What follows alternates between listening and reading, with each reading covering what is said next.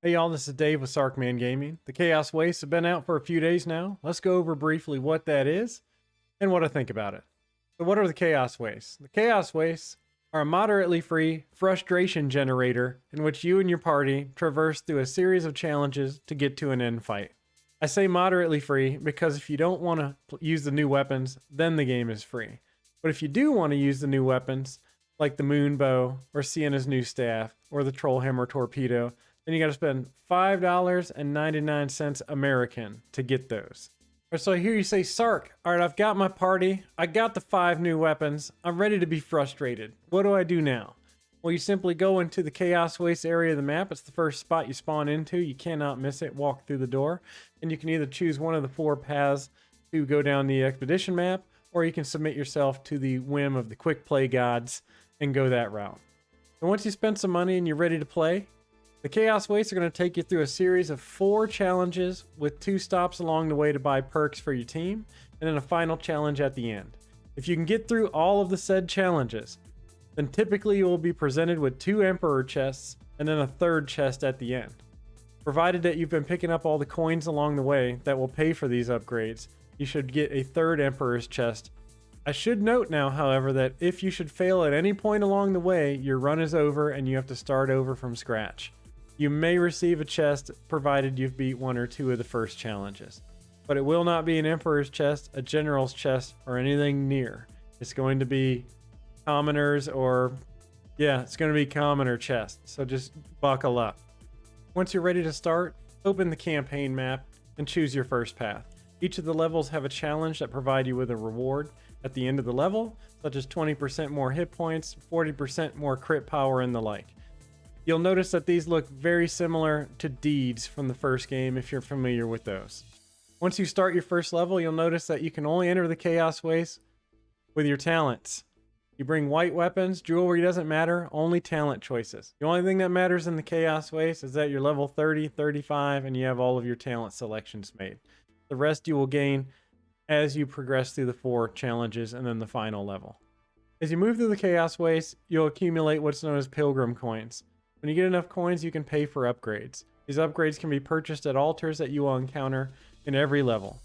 There's different types of altars to include melee exchange altars, ranged weapon exchange altars, temper your weapon altars, and boons.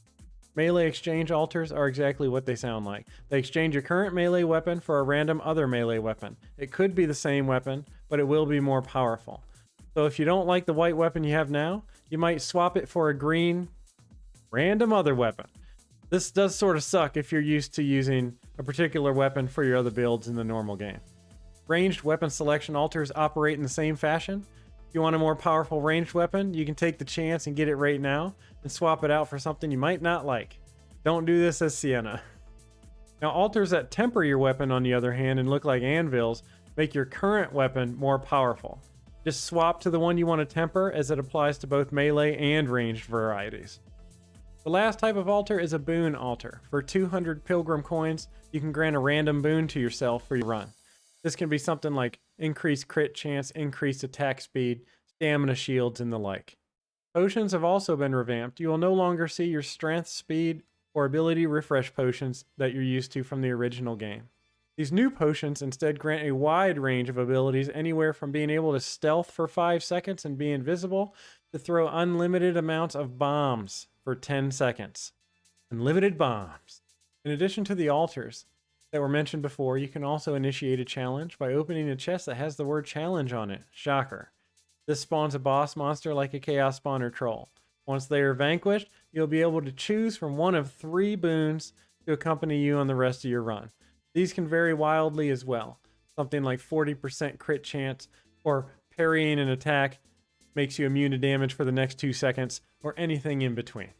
As you go through the 4 levels to reach the final challenge level, you will encounter 2 shrines along the expedition map. These shrines allow you a moment to spend your pilgrim coins to buy boons for yourself or your entire team. Boons on the right side of the screen are for you, on the left side are for your team.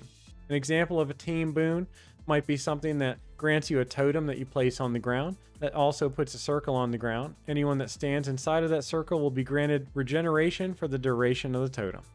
All right, so with that brief overview, let's go into some of the likes and dislikes. All right, some of the things I like. It's fun. It is. It's fun.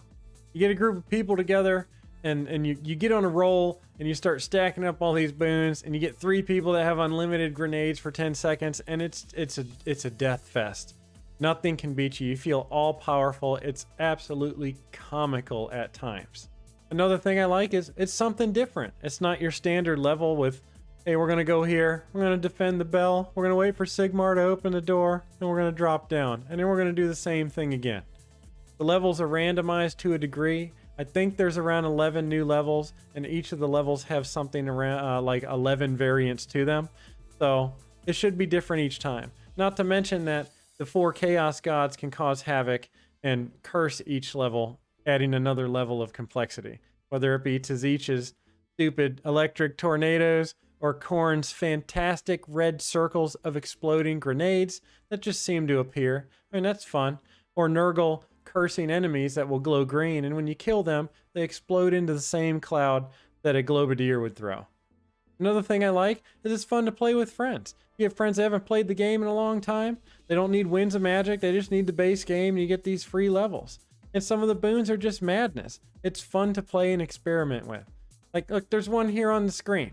For the next level, your temporary health is converted to permanent health. That's bananas.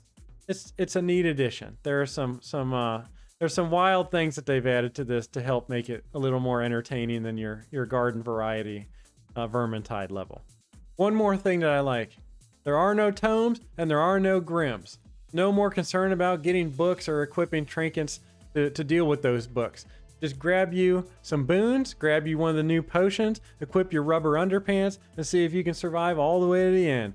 You no longer have to have those conversations where you're dying all over the place and people go, do you guys want the grims? Do you want the grims? No, we don't want the grims. We've had 3 people go down in the first 10 minutes. We don't need the grims. All right, you said get the grims? I'm picking up the grims. No, please don't get, all right, I got the grims. I got the grims, guys. We're minus 60% hit points. We couldn't stay alive when we didn't have this penalty, but I'm sure we're going to make it now. Well, it can't all be fun. Let's get into some of the things I dislike. First and foremost, I don't like that I can't bring my reds with me. I didn't spend hundreds of hours farming for reds so that I couldn't bring them with me when I do these new challenge events. These events are hard. Although you are allowed to upgrade your weapons along the way, the difficulty does ramp up as you progress too. That last event is a mother.